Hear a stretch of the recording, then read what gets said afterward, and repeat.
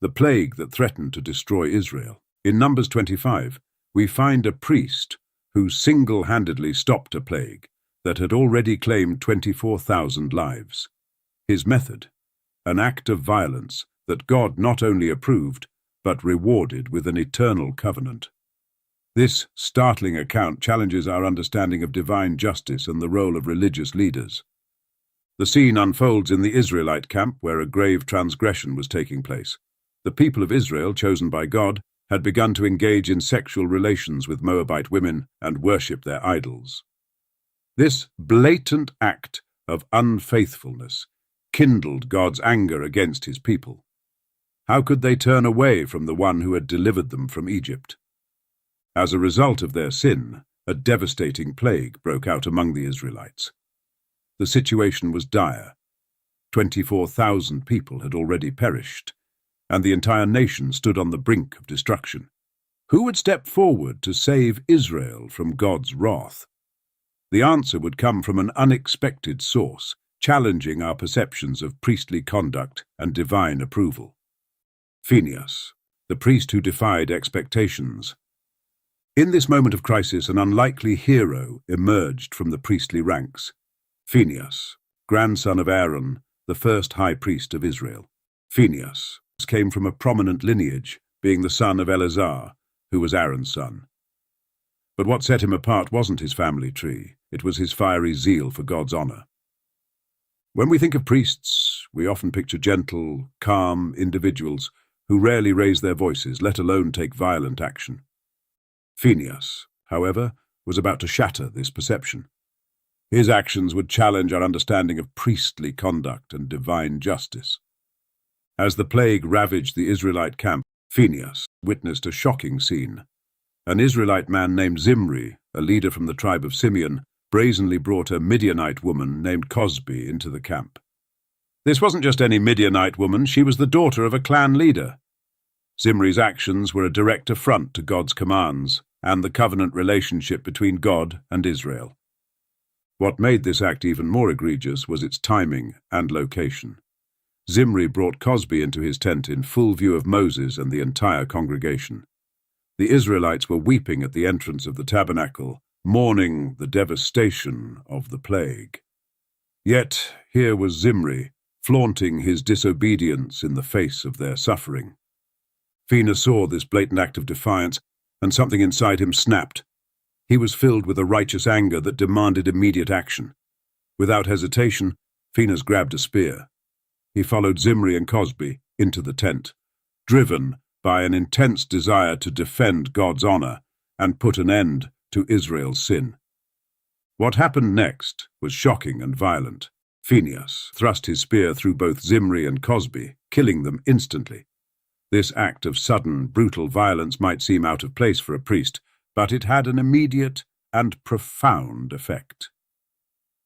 The plague that had been decimating the Israelites stopped in its tracks. Phineas' actions were swift, decisive, and deadly. They stand in stark contrast to our typical image of priestly behavior. Yet, as we'll see, God's response to this violent act would be equally surprising, challenging our understanding of divine justice and approval. Divine approval and the covenant of peace.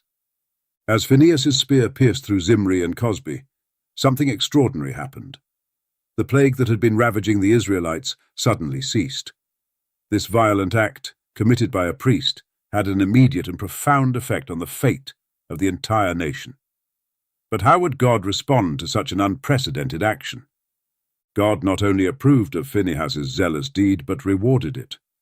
The Lord spoke to Moses, saying, "Phineas, son of Eleazar and grandson of Aaron, the priest has turned my anger away from the Israelites by being as zealous among them as I was.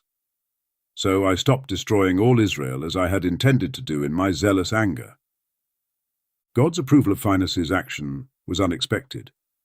Typically, we don't associate priests with acts of violence, nor do we expect God to endorse such behavior. Yet in this instance, Phineas, for God's holiness, aligned perfectly with divine judgment. The reward, Phineas' actions, went beyond mere approval. God established a covenant with him, promising a lasting legacy. This covenant was described as a covenant of peace and a covenant of perpetual priest Phineas and his descendants. The eternal nature of this reward underscores the significance of Phineas' act in God's eyes. What are the implications of God rewarding such zealous action? This account suggests that zeal for God's holiness can be a powerful force in averting divine judgment. It challenges our perceptions of acceptable religious behavior and raises questions about the nature of godly passion. The impact Phineas' actions extended far beyond his lifetime. Psalm 106:31 states that his act of zeal was credited to him as righteousness for endless generations to come.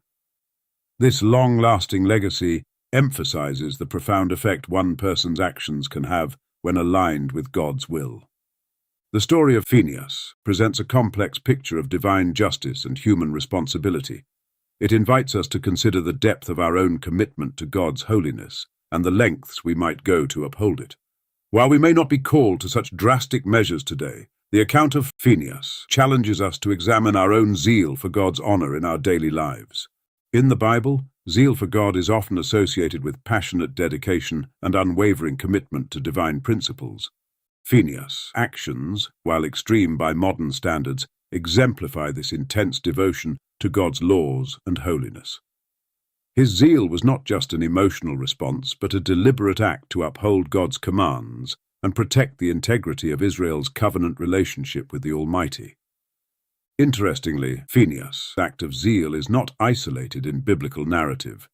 It finds parallels in other instances of divine justice throughout Scripture.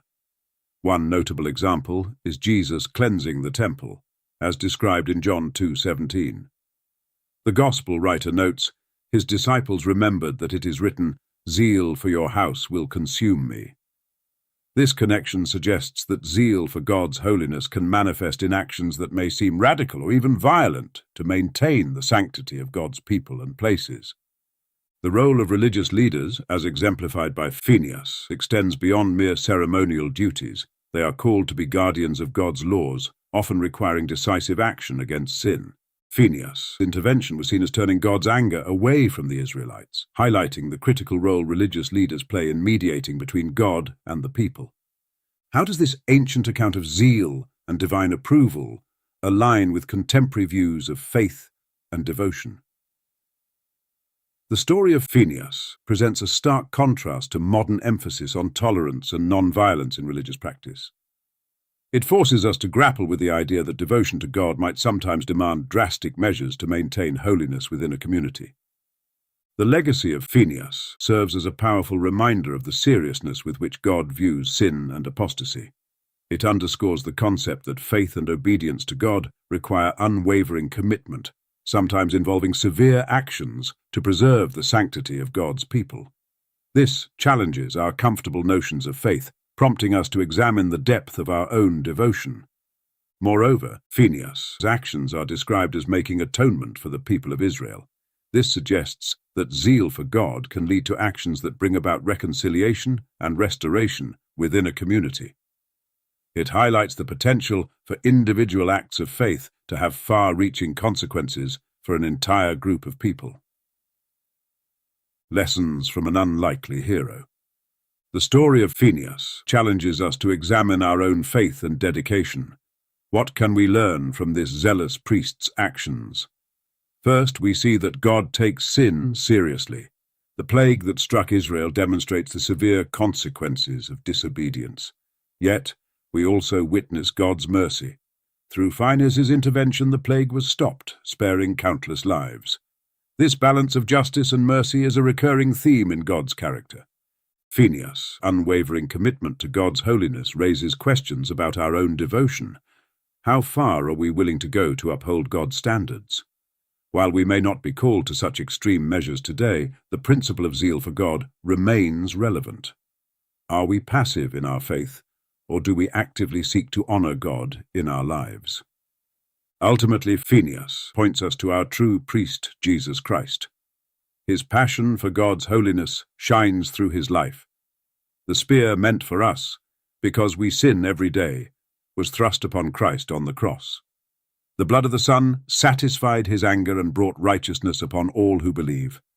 The plague of death and hell are exterminated for those who cling to the cross. Thank you for watching our newest video. Please like, subscribe, and comment. If you have prayer requests, make sure to comment. I pray for every person who asks. If you liked this video, make sure to check out our video on baptism and why Satan hates it.